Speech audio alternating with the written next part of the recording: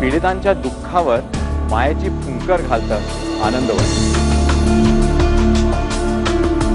कुष्ठरोगांच्या उन्नतीसाठी झटतं आनंदवन। या आनंदवनाला गरज आहे आर्थिक पाठबळाची। या करमुक्त आर्थिक मदतीसाठी लॉग ऑन करा anandvan.in वर। चला या वेदनेशी नातं जोडूया।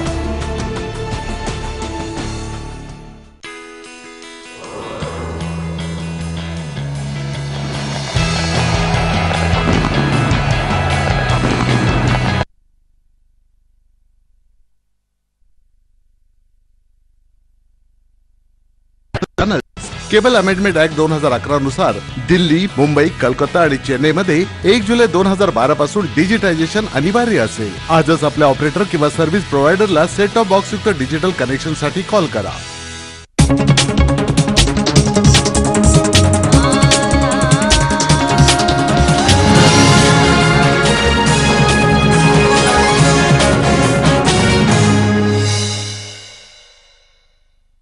आयोजक आहेत बजाज अलियंस, SMS लाइफ 2 56070 और जियो बेफिकर।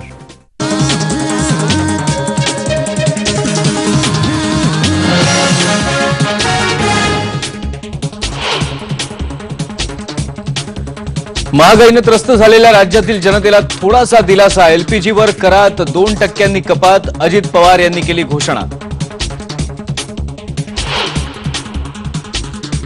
अर्थसंकल्प सादर केल्यानंतर तरतुदींवरील चर्चेत गेली 5 वर्ष होतोय नियमभंग।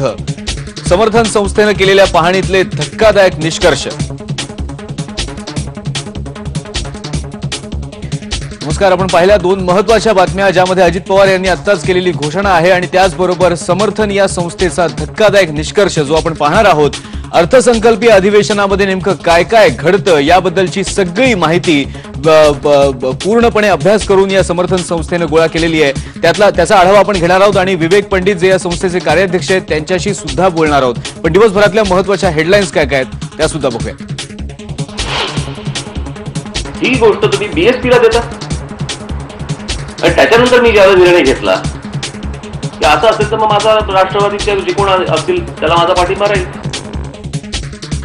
ठाण्यामध्ये स्थायी समितीच्या निवडणुकीत मनसेनं शिवसेनेला दिला धक्का। राष्ट्रवादी काँग्रेसला पाठिंबा देण्याचा मनसेचा निर्णय।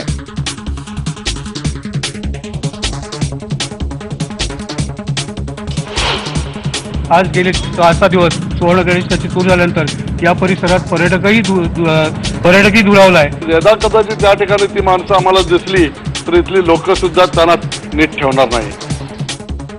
सुवर्ण गणेश मूर्ती चोरी प्रकरणी शिवसेनेचा बंद। आज राज्यभर करणार घंटानाद।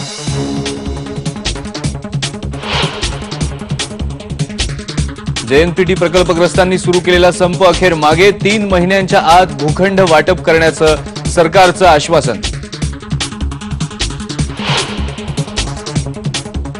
पंतप्रधानांना पाठवलेलं पत्र फुटलंच कसं? लष्कर प्रमुख VK सिंग यांचा सवाल। तर पत्र फुटी प्रकरणाचा IBनं सुरू केला तपास।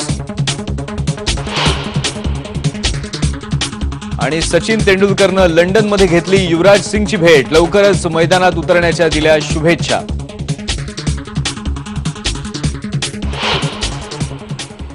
महागाईने त्रस्त असलेल्या राज्यातील जनतेला अर्थमंत्री अजित पवार यांनी काही अंशी दिलासा दिलेला आहे। LPG गॅस आणि केरोसिनवरील कर राज्य सरकारकडून 2% कमी करण्यात आलाय। आता 5%च्या ऐवजी 3% एवढ्या कराची घोषणा अर्थमंत्री अजित पवार यांनी आज विधानसभेत केलेली आहे। 26 मार्च रोजी जेव्हा अजित पवार यांनी राज्याचा अर्थसंकल्प सादर केला तेव्हा त्यांनी LPG वर 5% करवाढ प्रस्तावित केली होती। पण या दरवाढीवर राज्यभरात नाराजीचा सूर दिसून आला। विरोधकांबरोबरच सत्ताधाऱ्यांनी सुद्धा याला विरोध केला होता आणि त्या पार्श्वभूमीवर आज अजित पवार यांनी आता ही कपात जी केलेली आहे करामध्ये त्यामुळे 20 रुपयांऐवजी साधारण 12 रुपयांच्या एवढी दरवाढ ही LPG मध्ये बघायला मिळेल। अर्थसंकल्पीय अधिवेशन सध्या सुरू आहे. 26 मार्च रोजी अजित पवार यांनी अर्थसंकल्प सादर केलेला आहे. पण याच दरम्यान एक धक्कादायक निष्कर्ष ज्यांनी मांडलेला आहे ती माहिती आपल्याकडे आलेली आहे. समर्थन ही जी संस्था आहे, अर्थसंकल्पाचा अभ्यास त्यांनी केलाय, अर्थसंकल्पीय अधिवेशनाचा अभ्यास त्यांनी केलाय, अर्थसंकल्पीय नियमांचा त्यांनी अभ्यास केलेला आहे आणि गेली 5 वर्ष या अधिवेशनामध्ये कशा पद्धतीने नियमभंग होतोय याची त्यांनी यादीच आता सादर केलेली आहे आणि त्याची एक पुस्तिका सुद्धा त्यांनी तयार केली आहे. नियम काय आहेत आणि वास्तव काय आहे हे त्यांनी लोकांपुढे ठेवलेलं आहे.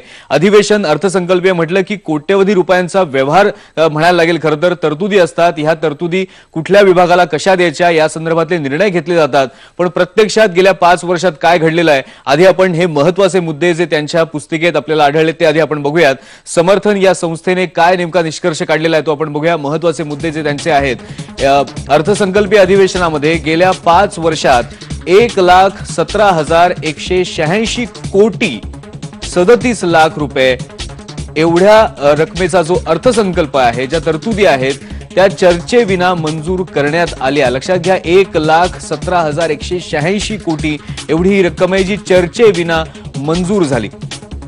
पुढचा मुद्दा बघूया. 2007 आणि 2008 या वर्षी अर्थसंकल्पापैकी जे 13 विभाग आहेत, महत्वाचे विभाग आहेत, या 13 विभागांचा एकूण 39,363 कोटी 23 लाख एवढी रकमेचा जो अर्थसंकल्प आहे तो चर्चेविना मंजूर झाला. बघा, हे दर वर्षाचे आकडे सुद्धा आपण आता बघणार आहोत. पुढचा मुद्दा आपण जर बघितला आपल्या आणखी लक्षात येईल. यामध्ये कुठले कुठले विभाग आहेत. वित्त विभाग जो आहे, वित्त विभागाने 22,451 कोटी 34 लाख रुपयांचा अर्थसंकल्प हा चर्चेविना मंजूर केलेला आहे. याचबरोबर महिला आणि बाल विकास हा जो विभाग आहे त्यामध्ये 776 कोटी 36 लाख रुपयांचा अर्थसंकल्प हा चर्चेविना मंजूर झाला. कोणतीही चर्चा झाली नाही, त्यावरती कुठलेही प्रश्न विचारण्यात आले नाहीत आणि हा अर्थसंकल्प जो आहे तो मंजूर झाला. हे 2007 आणि 2008चे आकडे आहेत. 2008 आणि 2009 मध्ये जर बघितलं तर 7 विभागांचा एकूण 42,297 कोटी रुपयांचा साधारण अर्थसंकल्प जो आहे तो चर्चेविना मंजूर झाला. पुढे बघूया. त्याच वर्षी जर आपण पाहिलं तर पूर्ण 5 वर्षामध्ये 2006 ते 2012 या 5 आर्थिक वर्षामध्ये एकाही अर्थसंकल्पीय अधिवेशनामध्ये विधी आणि न्याय विभाग चर्चेला आलाच नाही. म्हणजे विधी आणि न्याय विभाग एवढा महत्वाचा आहे पण त्याच्यावरील चर्चा, त्याच्यावरील तरतुदींवरची चर्चा ही अजिबात झाली नाही. पुढचं आपण बघूया. हे सगळे धक्कादायक निष्कर्ष जे आहेत समर्थन या संस्थेने दिलेले, गेल्या 5 वर्षामध्ये विभागवार चर्चेत वेगवेगळे जे विभाग असतात त्या विभागांवर जी चर्चा होते त्या चर्चेत सदस्यांना जो वेळ मिळत होता तो सरासरी साधारणपणे 10 मिनिटं एवढाच होता. आणि याच गेल्या 5 वर्षांमध्ये विभागवार जी चर्चा झाली त्यावेळेला जी भाषणं झाली त्या भाषणांमध्ये सदस्यांचा सहभाग जो आहे तो 12 मिनिटं एवढाच होता, एवढाच तिथे बघायला मिळाला. गेल्या 5 वर्षामध्ये विधी आणि न्याय, संसदीय कार्य, विधिमंडळ, सचिवालय हे जे महत्वाचे 3 विभाग आहेत ते एकदाही चर्चेला आले नाहीत. ही अजून एक धक्कादायक गोष्ट. पुढचा मुद्दा बघूया. गेल्या 3 वर्षामध्ये अल्पसंख्याक विभाग जो आहे तो फक्त एकदा चर्चेला आला. एकदाच त्याची चर्चा झाली, ती सुद्धा फार वेळ झाली नसणार, साधारणपणे 10 मिनिटं एवढीच झाली असेल. अर्थसंकल्पावरील सर्वसाधारण चर्चा जी आहे ती 6 दिवस घेणं नियमात आहे. म्हणजे अर्थसंकल्प सादर केल्यानंतर पुढचे 6 दिवस तरी चर्चा झाली पाहिजे.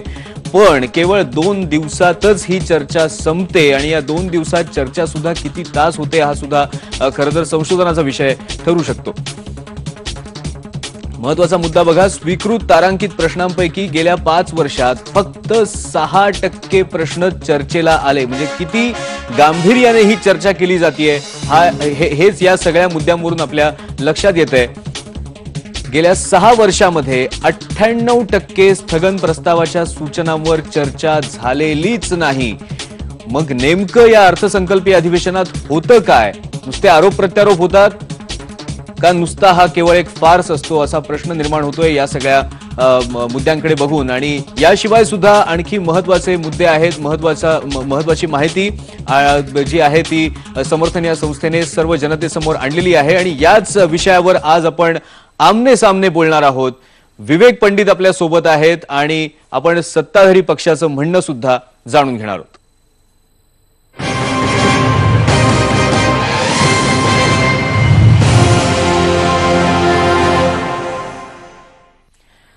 आपल्या सोबत आहेत हर्षवर्धन पाटील, जे संसदीय कामकाज मंत्री आहेत. अधिवेशनाच्या काळामध्ये होणारी चर्चा जी असेल, त्याचा जो कार्यक्रम असेल, तो ठरवण्याचं काम सुद्धा ते बघत असतात. त्यामुळे या सगळ्या ज्या तांत्रिक गोष्टी जरी वाटत असल्या तरी त्याची त्यांना खूप चांगली माहिती आहे. आपण त्यांना सुद्धा विचारूया. आणि विवेक पंडित जे कार्याध्यक्ष आहेत समर्थन या संस्थेचे, स्वतः ते आमदार सुद्धा आहेत, त्यामुळे सदनामध्ये काय चालतं ते स्वतः सुद्धा तिथे उपस्थित असतात.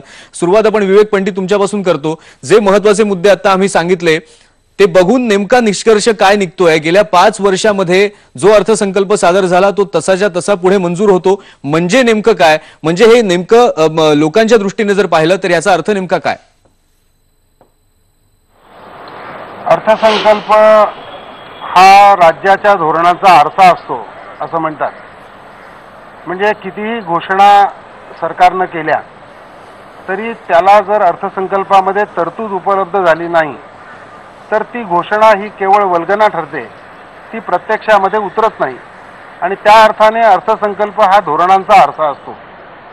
अर्थसंकल्पाचं आणखी एक वैशिष्ट्य असं की भारतीय संविधानाने तरतूद केल्याप्रमाणे हे वित्तीय विधेयक मांडलं जातं आणि विधानसभेच्या नियमाप्रमाणे 246(1) प्रमाणे या अर्थसंकल्पावर सर्वसाधारण चर्चा होते. आता जे निष्कर्ष आपण दाखवले आणि आयुधांच्या बद्दलही सांगितलं, मी अर्थसंकल्पाबाबत सांगेन की आता हे यावेळीचं अधिवेशन हे विधिमंडळाचं अमृत महोत्सवी अधिवेशन आहे आणि ते महाराष्ट्राची विधानसभा आणि महाराष्ट्र सरकार एवढंच नाही तर महाराष्ट्राची जनता यशवंतराव चव्हाणांचं जन्मशताब्दी वर्षही याच वर्षी साजरं करते. हा एका पद्धतीचा योगायोग आहे.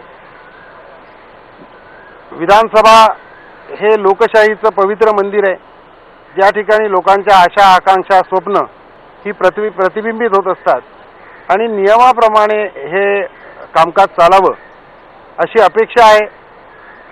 विधानसभेचे सर्व सन्माननीय सदस्य, विधानसभेचे आतापर्यंतचे सर्व पीठासीन अधिकारी, माननीय अध्यक्ष हे याचा आग्रह सातत्यानं धरत आलेले आहेत आणि ते अतिशय योग्य आहे की संसदीय कामकाजाचा आदर राखला गेला पाहिजे.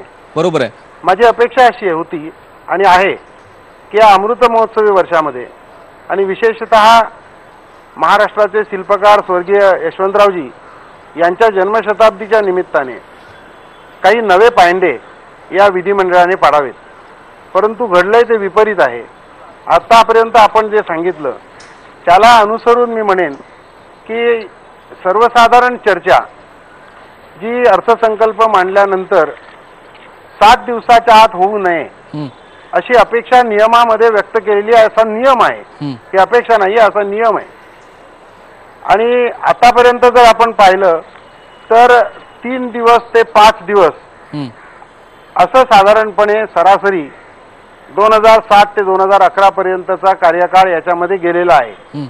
अर्थसंकल्प सादर होणं आणि सर्वसाधारण चर्चा होणं, यावेळच्या या अमृत महोत्सवी अधिवेशनामध्ये हा कार्यकाल केवळ 1च दिवसाचा होता.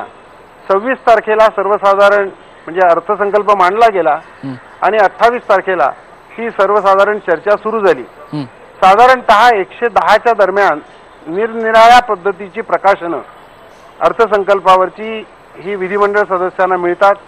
एक मोठी बॅग भरलेली असते, इतकी पुस्तकं ही अभ्यासायची असतील तर त्याला किमान अवधी हा 7 दिवसाचा दिलेला होता. हा केवळ एका दिवसावर यावेळेला आणण्यात आला आणि एका दिवसामध्ये सर्वसाधारण चर्चा झाली.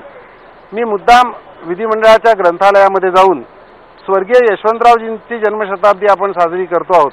महाराष्ट्राचे ते पहिले सन्माननीय मुख्यमंत्री होते म्हणून त्यांच्या कार्य याची माहिती घेतली तर 1961-62चा अर्थसंकल्प त्यांच्या काळात जेव्हा सादर झाला त्यावेळेला त्यांनी 15 फेब्रुवारी 1961ला हा अर्थसंकल्प मांडला होता आणि 9 दिवसानंतर त्याची चर्चा सुरू झाली. बरोबर.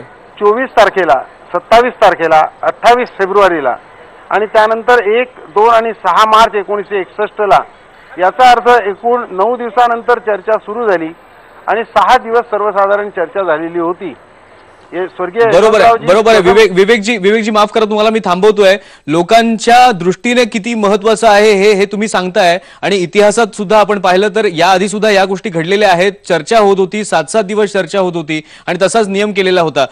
हर्षवर्धन पाटील आपल्या सोबत आहेत. आता जे विवेक पंडित म्हणाले, काय वाटतंय, अधिवेशन जे आहे, अर्थसंकल्पीय अधिवेशन जे आहे, तो एक फार्स आहे की काय, असं त्यांनी मांडलेल्या मुद्द्यावरून वाटतंय की काहीतरी उरकून टाकायचं, 2 दिवसात, 1 दिवसात उरकून टाकायचं, असा सगळा प्रकार चाललाय. एवढं हे गंभीर आहे, कशामुळे हे होतंय? विरोधक प्रश्न विचारत नाहीयेत, प्रश्न उपस्थित केले जात नाहीयेत, काय नेमकं घडतंय?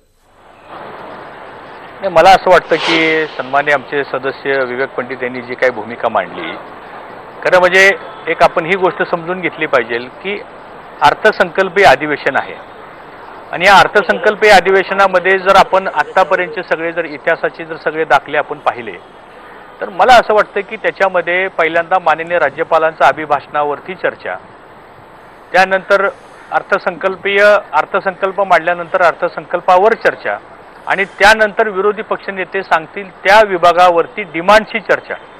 आता या अर्थसंकल्प अधिवेशनामध्ये कामकाज सल्लागार समिती, की जिथं सर्व पक्षाचे प्रमुख त्या समितीमध्ये असतात, आणि त्या समितीमध्ये हा सगळं कामकाज एकमतानं ठरवलं जातं.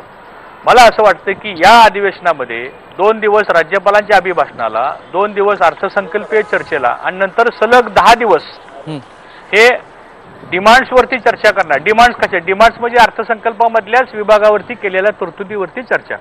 आणि म्हणून मला असं वाटतं की, आणि आपण म्हणतो चर्चा होत नाही, चर्चा खूप होती. अर्थात याच्यामध्ये असं आहे की बऱ्याच वेळा काय होते की सगळ्याला संधी मिळत नाही, ठराविक लोक ते चर्चेमध्ये भाग घेतात, आणि मग इतरांना संधी न मिळाल्यामुळे थोडीफार नाराजी होणं स्वाभाविक आहे. पण मला असं वाटतं की घटनेप्रमाणे अधिवेशनाचा कालखंड आणि त्यातली होणारी चर्चा ही राज्याच्या दृष्टीनं, जनतेच्या दृष्टीनं ही त्या पद्धतीनं होण्याची आवश्यकता आहे. पण दुर्दैवानं आरोप प्रत्यारोप, आणि मग त्याच्यामध्ये बऱ्याच वेळा अशा काय घटना, आता काल गडचिरोलीला घटना घडली, त्याचा स्थगन विरोधी पक्षाने आणला. बाब तातडीची होती. आम्हाला सारं कामकाज बाजूला ठेवून आज 2.5 तास या अर्थसंकल्पित चर्चेमधला वेळ आम्हाला हा त्या गडचिरोलीच्या घटनेकरता आम्हाला चर्चेला द्यावं लागला. मग मला असं वाटतं की आमची सरकारची पूर्ण तयारी असते, याच्यामध्ये सरकार विरोधी पक्ष हा विषय महत्वाचा नाही, पण मला असं वाटतं की आपण घेतलेला विषय हा महत्वाचा आहे की राज्याच्या जनतेला या अधिवेशनाबद्दल काय वाटतं, हे अधिवेशन कशासाठी आहे, कुणासाठी आहे, का फार्स आहे का? तर मला असं वाटतं असा फार्स वगैरे ह्याच्यामध्ये काही नाहीये. पण एक गोष्ट मात्र खरी आहे की दिवसांदिवस या अधिवेशनाच्या कामकाजामध्ये सहभाग घेण्याची जी पद्धत आहे त्याच्यामध्ये मला असं वाटतं बदल करण्याची आवश्यकता आहे. काय नियमांमध्ये बदल करण्याची आवश्यकता आहे, काय कालावधीमध्ये सुद्धा बदल करण्याची आवश्यकता आहे. आणि बदलत्या काळामध्ये जुने दाखले देत आपण बसलो तर त्या काळचं वातावरण वेगळं होतं, त्या काळचे प्रश्न वेगळे होते, आत्ताचे प्रश्न वेगळे आहेत, आत्ताची परिस्थिती वेगळी. तर मला असं वाटतं की काळानुरूप आपल्याला याच्यामध्ये काय बदल करावे लागतील, ह्या मताशी माझी पण पूर्ण सहमती आहे. बरोबर आहे, अगदी योग्य शब्दात सांगितलंय हर्षवर्धन पाटील यांनी की काळानुरूप बदलायला पाहिजे. विवेक पंडित, काय वाटतंय तुम्हाला? सरकार बदलायला तयार आहे, सरकार नियमांमध्ये बदल करायला तयार आहे? नाही, मी माननीय हर्षवर्धनजीच्या मताशी सहमत आहे की काळानुसार आपल्याला बदलणं आवश्यक आहे.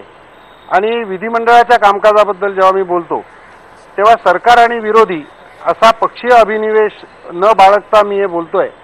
एक लोकशाहीचा उपासक म्हणून मी या दृष्टीने त्याकडे पाहतो. बरोबर आहे. पण तुम्हाला आशा आहे का की आता हे जे हर्षवर्धन पाटील म्हणतायत की कालावधी वाढवून मिळायला हवा, किंवा त्या पद्धतीने विचार करता येईल, नियमामध्ये बदल करता येईल?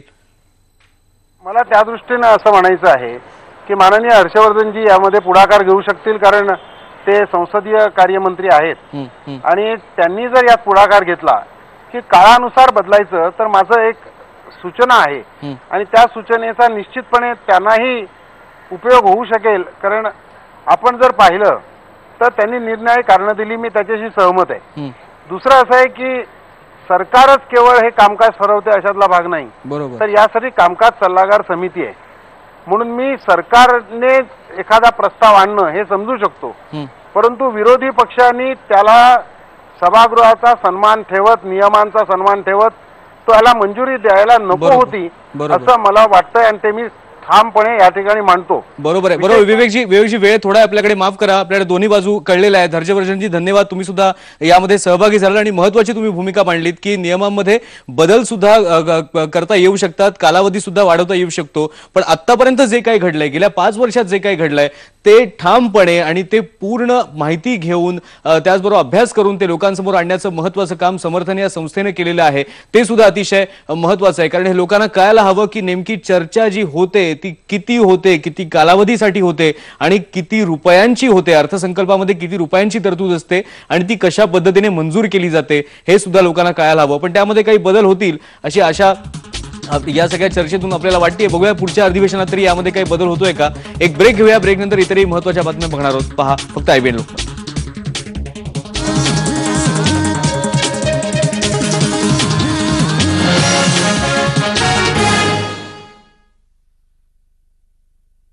People define their own luxury by advanced technology, maybe expensive jewelry for few. For me, it's just my peace of mind. Sarah reflects your style. सामान्य टॅल्कम पावडरने फक्त मिळतो सुगंध, पण नवरत्न कूल टॅल्कने मिळतो सुगंध आणि थंडावा सुद्धा, म्हणजे जबरदस्त ताजेपणाचा अनुभव. नवरत्न कूल टॅल्क, जगातील सर्वात छोटा एसी, थंड थंड कूल कूल. मुलगी झाली आहे, बाप बनलोय. बाप बनण्याचं लायसन्स आहे? सर झालो, बनलो सर, मी बाप बनलोय. काल रात्री मुलगी झाली, तोंड गोड करा. लाडू वाटल्याने कोणी बाप नाही बनत. कोणतीही नवी जबाबदारी घेण्यापूर्वी कुटुंबाचं भविष्य सुरक्षित करणं आपलं कर्तव्यच ठरतं ना यार. IC नाही, ICICI प्रुडेन्शियल लाईफ इन्शुरन्स. जगण्याचं लायसन्स, बाप बनण्याचं लायसन्स. ऑटोग्राफ तिकडे, लाडू इकडे. पत्रकाराला मारहाण केल्याप्रकरणी मी तुमच्या चिरंजीवांना अटक करतो. आणखी किती कल्याण करणार आहेस तू माझ्या मुलाचं? जन्मगाठ सोमवार ते शनिवार संध्याकाळी 7:30 वाजता फक्त साम 3 वर. माजी खासदार स्वर्गवासी